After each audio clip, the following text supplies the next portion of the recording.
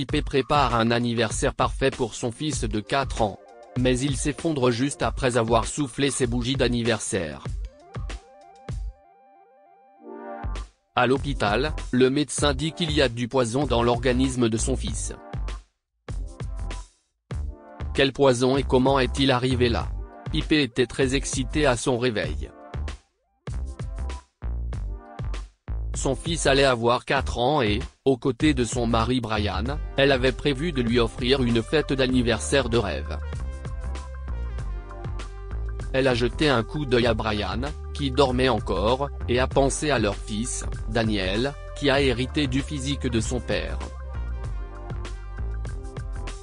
Elle sortit du lit sur la pointe des pieds pour commencer les préparatifs de la journée. Dans le silence de la douche, Pipé anticipe la joie de fêter l'anniversaire de Daniel, qui adore les thèmes de Safari Jungle, à son grand désarroi. Elle a également pensé à la grand-mère de Daniel, qui a souvent dit qu'il pourrait devenir vétérinaire. Après la douche, Pipé a mis la bouilloire à chauffer et a commencé à souffler des ballons, en contemplant les luttes passées de la famille. Brian avait perdu son emploi dans la publicité à cause de l'augmentation de l'IA, et leur stabilité en avait pris un coup. Ils avaient quelques économies, mais ont finalement dû emménager chez les parents de Pipé, Caroline et James. Ce n'est que récemment que les choses ont commencé à s'améliorer. La difficile recherche d'emploi de Brian s'est terminée avec succès dans une agence de marketing encore plus performante, où ses compétences interpersonnelles ont brillé. Et bientôt, Brian et Pipé se sont retrouvés en mesure de s'offrir une humble maison. Cette année, Pipé a insisté pour que Daniel fête son anniversaire en grande pompe, afin de compenser les difficultés du passé. Dans sa chambre, Daniel s'est réveillé avec la lumière du soleil et les bruits lointains de la cuisine. Il s'est caché sous ses couvertures, espérant un petit déjeuner de crêpes avec des myrtilles. Ses parents sont entrés pour lui souhaiter un bon anniversaire, en lui offrant un petit gâteau. Daniel s'est redressé et a inspiré profondément, mais il a soufflé si fort que la bougie est tombée du cupcake et sur les genoux de sa maman. Oh là là, dit Pipé en riant et en tendant la main pour le serrer dans ses bras. Plus tard, Pipé s'est affairé dans la cuisine pour préparer la fête, tandis que Brian gonflait des ballons. Ils anticipaient l'arrivée des invités et la réaction de Daniel aux festivités. « Où est Daniel ?» demanda TL. Dehors, dans la maison de jeu. « Il aime un peu de calme avant la foule », expliqua Brian. Elle s'est soudain souvenue de quelque chose et a demandé « Tu crois que papa pourrait vraiment lui offrir un chaton ?» Je n'en ai aucune idée. Ton père est aussi imprévisible que le temps à cette époque de l'année. Mais pour être honnête avec toi, je crois que ça ne me dérangerait pas. Il y a encore quelques souris qui courent. Je les ai vues dehors le soir. À l'extérieur, Daniel savourait les moments de jeu solitaire dans sa maison de jeu, partageant des collations avec 2 souris qu'il a nommées Jack et Jill. Ignorant les conversations des adultes à l'intérieur, il profitait de la solitude de son anniversaire et de la compagnie des animaux. Après avoir nourri les souris, le garçon s'est faufilé dans la cuisine en évitant ses parents pour prendre d'autres friandises pour ses amis rongeurs. Ayant réussi à récupérer les collations, il est retourné dans la maison de jeu, partageant et tentant même de goûter la nourriture des souris, qu'il a trouvée répugnante. Un peu plus tard, sa mère l'a appelé et Daniel a quitté la maison de jeu, impatient de manger autre chose pour enlever ce mauvais goût de sa bouche. Pipé aida son fils à se laver le visage et à se brosser les cheveux. la plupart des invités étaient arrivés et se mettaient à l'aise dans la maison. Elle voulait que Daniel soit prêt et qu'il enfile sa nouvelle tenue de guide touristique de safari juste avant qu'il ne commence la fête. En boutonnant sa chemise, elle a vu qu'il était en train de transpirer, que ses mains devenaient moites et que sa nuque était rouge et dégoulinante. « Ça va, mon chéri ?» lui a-t-elle demandé. « J'ai chaud », a murmuré Daniel, « et j'ai très soif. » « On va te chercher à boire », l'a rassuré Pipé en le conduisant à la cuisine. Caroline, la mère de Pipé, était là et a tendu la main, prenant Daniel et entourant le garçon de ses bras. « Joyeux anniversaire, mon chéri », dit-elle en l'embrassant sur le front. « Oh, Pipé, est-ce qu'il va bien ? Il a l'air chaud. » Il a effectivement dit qu'il avait chaud et qu'il avait soif. Je pense que c'est à cause de sa tenue. Le tissu est très épais. Mais je le changerai pour quelque chose de plus léger après avoir pris des photos. Ça te va, mon chéri ? demanda-t-elle à Daniel en l'enlevant à sa grand-mère.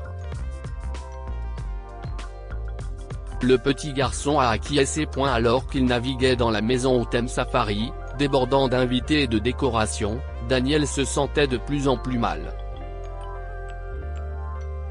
Son excitation pour les cadeaux et le gâteau, orné d'animaux, l'a brièvement distrait. Pourtant, le dégoût de tout à l'heure a persisté et son état s'est aggravé. Debout devant son gâteau, le monde de Daniel se brouilla. Sa mère, à côté de lui avec de l'eau, lui promit un changement rapide de vêtements. Il s'est appuyé sur elle, se sentant faible et malade. Lorsque son père a allumé les bougies, tout le monde dans la pièce a chanté, mais Daniel tremblait maintenant. « Maman », a-t-il chuchoté. « Je ne me sens pas bien. » Il a lutté pour rester debout, et après avoir soufflé les bougies, il s'est effondré. Pipé a essayé de tendre la main pour le rattraper, ou au moins l'empêcher de se cogner la tête sur la table. Mais elle est arrivée trop tard. Un instant, son fils était sur le banc à côté d'elle, et l'instant d'après, il était étalé sur le sol. « Attention à son cou », a crié la voisine. Elle était infirmière et conseillait la prudence pendant que Brian et Pipé s'occupaient de Daniel, maintenant fiévreux et inconscient. Une ambulance a été appelée rapidement, afin que le garçon bénéficie d'une attention médicale immédiate. À l'hôpital, pendant que les ambulanciers et les infirmières se précipitaient pour aider Daniel, Pipé et Brian étaient rongés par la peur et la confusion. La cause est un poison quelconque, a proposé le médecin dans son évaluation préliminaire. Nous le saurons lorsque le rapport toxicologique complet reviendra, mais savez-vous ce que cela aurait pu être ? Avez-vous la moindre idée ? Pipé secoua la tête. Il a mangé beaucoup d'aliments sucrés aujourd'hui, a déclaré Brian. C'est son anniversaire, et nous voulions juste nous en donner à cœur joie. Mais à part ça, je ne me souviens pas qu'il ait mangé quoi que ce soit qu'il n'aurait pas dû. Pipé, l'as-tu vu manger autre chose ? Pipé secoua à nouveau la tête. Elle ne comprenait pas pourquoi Brian lui posait des questions. Ses mains s'étaient mises à trembler de façon incontrôlable, elle aussi. Plus tard, dans le service pédiatrique silencieux, la nouvelle du médecin a frappé fort, Daniel a ingéré de la morphine. Pipé et Brian étaient sous le choc, se demandant comment il a pu trouver une telle substance. Il est stable mais dans le coma, les informa le médecin. Je suis désolé, mais si est-il vraiment aussi imprévisible ? Il réagit aux médicaments et est stable, si est déjà un très bon signe. Ils ont remercié le médecin et ont attendu. Mais au bout de quelques minutes, Pipé s'est levé. Il faut que je rentre à la maison, que je vérifie que tout le monde va bien et que je ferme ma clé. Tu veux que j'y aille ? Proposa Brian. Non, insista-t-elle. Reste avec lui. Je reviendrai bientôt. Dans la maison vide, ses parents attendaient des nouvelles. Il est dans le coma, empoisonné par de la mort au rat, a révélé Pipé, en s'efforçant de rester calme. Après s'être assurée que ses parents se rendaient à l'hôpital, elle s'est aventurée dans le garage, à la recherche de l'éventuelle mort au rat. Pipé a retroussé ses manches, allumé la lumière et fouillé chaque étagère du garage, mais elle ne l'a pas trouvé. Elle savait qu'elle cherchait une boîte jaune. Elle l'avait déballée lors de leur course assez souvent pour savoir à quoi elle ressemblait. Elle a regardé dans les placards au cas où Brian l'aurait mise quelque part pour que Daniel ne puisse pas y accéder. Toujours rien.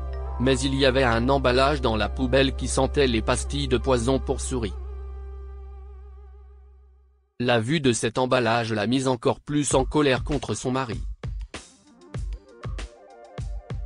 Avant de partir, Pipé a placé l'emballage dans son sac, prête à montrer à Brian ce qu'il avait provoqué. Et même si ce n'était pas directement de sa faute, son mari aurait dû laisser faire l'exterminateur. À l'hôpital, Pipé a confronté son mari à l'emballage trouvé. « Si est de ta faute », lui a-t-elle dit en criant. Elle a sorti l'emballage de son sac et l'a poussé dans ses mains. Brian a ouvert la bouche pour parler, mais Pipé a entendu son nom à l'intérieur. Sa mère les appelait. Il se réveille, dit Caroline. Daniel bougeait lentement, ses paupières papillonnaient, luttant contre le sommeil qui avait une forte emprise sur lui. Il s'était tourné sur le côté. Brian avait appelé le médecin pendant que Pipé arrivait en courant. C'est un excellent signe, avait dit le médecin. Je vais faire une consultation neuro, puis je pense que la meilleure chose à faire sera de le mettre sous sédatif un peu plus longtemps, juste pour que le traitement agisse pendant que le corps de Daniel se repose.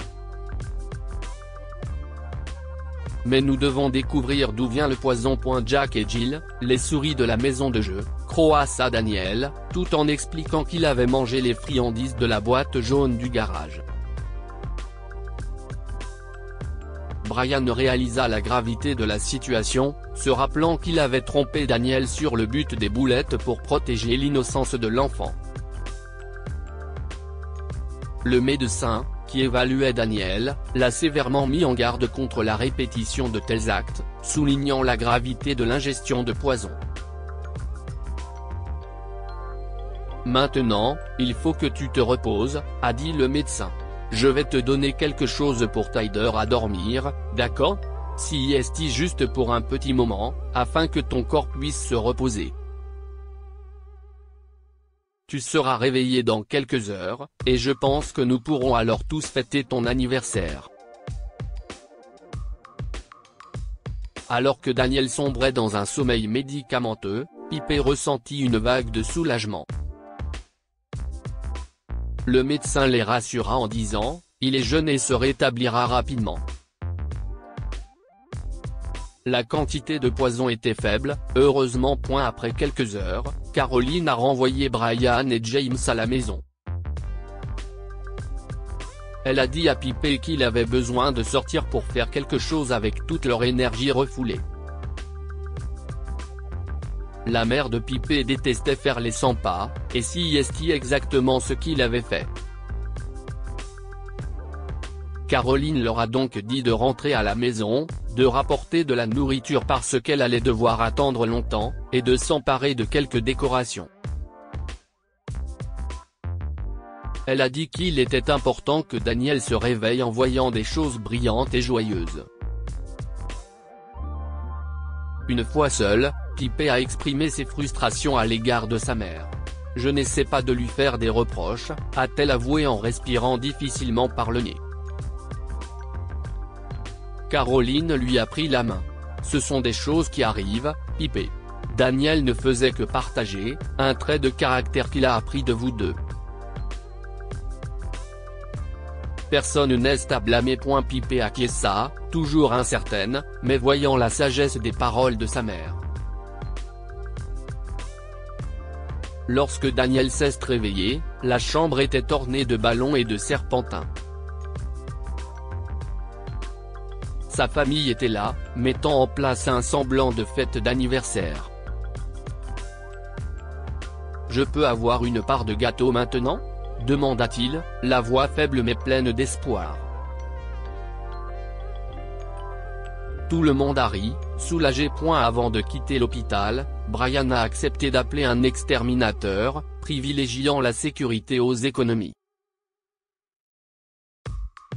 Nous dirons à Daniel que les souris ont trouvé une nouvelle maison, a-t-il suggéré à Pipé, qui a enfin souri. Lorsque Daniel fut prêt à quitter l'hôpital, il se sentit triste à cause des souris, mais ses parents le rassurèrent en lui disant qu'elle était heureuse où qu'elle soit. Et sa tristesse passagère s'est vite dissipée une fois qu'ils sont rentrés à la maison, car une grande surprise l'attendait, un nouveau chaton. Si est un mâle, nous pourrons l'appeler Jack. Si est une femelle, Jill, a proposé Daniel, et ils ont tous ri. Dites-nous ce que vous pensez de cette histoire et partagez-la avec vos amis. Elle pourrait les inspirer et égayer leur journée.